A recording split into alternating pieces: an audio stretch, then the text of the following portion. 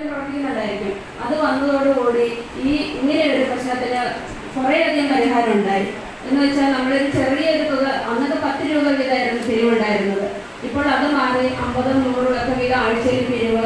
ആ ഒരു പിരിവിൽ മാത്രമല്ല, ആ ഒരു പൈസ കൊണ്ട് അവർ എന്തെങ്കിലും സംരംഭങ്ങൾ തുടങ്ങുകയും അല്ലെങ്കിൽ ഏതെങ്കിലും രീതിയിൽ ഇപ്പോൾ ഒരു വീട്ടിലൊരു കുട്ടിക്ക് പഠനാവശ്യത്തിന് വേണ്ടിയിട്ട് ആ അമ്മ ആ കുടുംബശ്രീയിൽ അംഗമാണെങ്കിൽ അതിൽ നിന്നും പൈസ എടുക്കുക. അത് ചെറിയ ഒരു 1% പലിശയല്ലേ ഉള്ളൂ. ആ പൈസ എടുത്താണെങ്കിൽ ആ കുട്ടിയെ പഠിക്കാനായിട്ട് അല്ലെങ്കിൽ വീട്ടിൽ എന്തെങ്കിലും ആവശ്യങ്ങളുണ്ടെങ്കിലും ഒക്കെ ഈ വെളിയിൽ നിന്ന് പലിശക്ക് മേടിക്കാതെ ആ ഒരു രീതിയിൽ പ്രവർത്തനങ്ങൾ നടത്താൻ സാധിക്കുന്നുണ്ട്.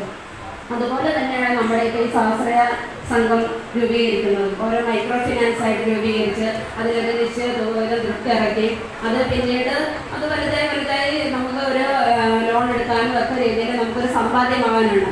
അതുപോലെ നമുക്ക് ഓരോരുത്തർക്കും ഇപ്പോൾ പറയുകയാണെങ്കിൽ ഓരോ വീടുകളിലും ഇപ്പോൾ എല്ലാവർക്കും ഒന്നും ചിലപ്പോൾ ജോലിക്ക് പോകാൻ ആഗ്രഹമുണ്ടെങ്കിലും വിദ്യാഭ്യാസം ഉണ്ടെങ്കിൽ പോലും പോകാൻ സാധിക്കാറില്ല. അതിനുള്ള കഴിവുണ്ടെങ്കിലും ഇപ്പോൾ വീട്ടിൽ പ്രായമായ മുതിർന്ന അമ്മയോ അച്ഛനോ നോക്കണം, അല്ലെങ്കിൽ കുഞ്ഞു കുട്ടികളുണ്ടെങ്കിൽ അവരുടെ കാര്യങ്ങൾ നോക്കണം, വേറെ ആരും ഇല്ലെങ്കിൽ അങ്ങനെയുള്ള സ്ത്രീകൾക്കൊന്നും ചിലപ്പോൾ ജോലിക്ക് പോകാനൊന്നും സാധിക്കുകയില്ല. അപ്പോൾ അവർക്ക് വീട്ടിലിരുന്നുകൊണ്ട് തന്നെ എന്തെങ്കിലും ഒരു തൊഴിൽ സംഘടിപ്പിക്കുവാനൊക്കെ നമുക്ക് പറയുകയാണെങ്കിൽ ഇതുപോലെയുള്ള സ്വാശ്രയ സംഘങ്ങൾ രൂപീകരിച്ചാൽ വെറും ഒരു പൈസ പിരിവെന്നുള്ളത് മാത്രം പോരാ. അതിലൂടെ നമുക്ക് എന്തെങ്കിലും ജോലിയൊക്കെ വിട്ട് അവർ തയ്യൽ യൂണിറ്റ് സ്ഥാപിക്കുക അല്ലെങ്കിൽ ഏതെങ്കിലും തരത്തിലൊക്കെയുള്ള സംരംഭങ്ങൾ ചെയ്ത് നമ്മുടെ ജീവിതം മുന്നോട്ട് കൊണ്ടുപോകാനായിട്ട് സാധിക്കും. ഇപ്പം നമ്മൾ അധികാരത്തിന് 3 മാസമേ ആയിട്ടുള്ളൂ. നമ്മൾ ആദ്യം കയറിയ സമയത്ത് തന്നെ ഒരു ഭിന്നശേഷി കുട്ടികളുടെ ഒരു ക്യാമ്പ് സംഘടിപ്പിച്ച് അതിൽ പങ്കെടുക്കാൻ പറ്റി. അതിൽ ചെന്നപ്പോൾ ഞാൻ ചെറുമാൻ മാത്രമേ ഉണ്ടായിരുന്നുള്ളൂ. അതിൽ ചെന്നപ്പോഴത്തേന് അതിൽ പങ്കെടുത്തപ്പോഴത്തേന് ഓരോരുത്തരുടെ സങ്കടം, അമ്മമാരാണ് അതിൽ വന്നിരിക്കുന്നത്. അവർ പറയുന്നത് ആ ഭിന്നശേഷി കുട്ടികളുടെ ആ മക്കളുടെ കാര്യങ്ങൾ നോക്കിയാൽ അവരുടെ അടുക്കൽ മാറാൻ പറ്റിയില്ല.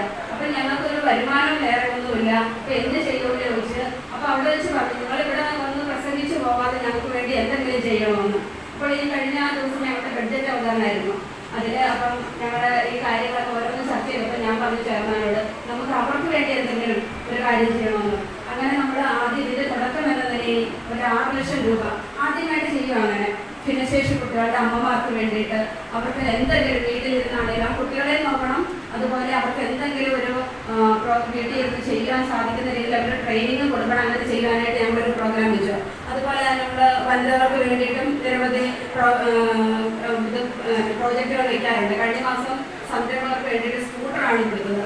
അത് പകുതി പൈസ അപ്പോൾ അടച്ചാൽ മതി, ബാക്കി പകുതി സബ്സിഡി ആയിട്ട് കിട്ടും. അങ്ങനെ നമ്മൾ വനിതകളെ ഓരോ തരത്തിലും നഗരസഭയാണെങ്കിലും അവർക്ക് വേണ്ടിയിട്ട് ഓരോ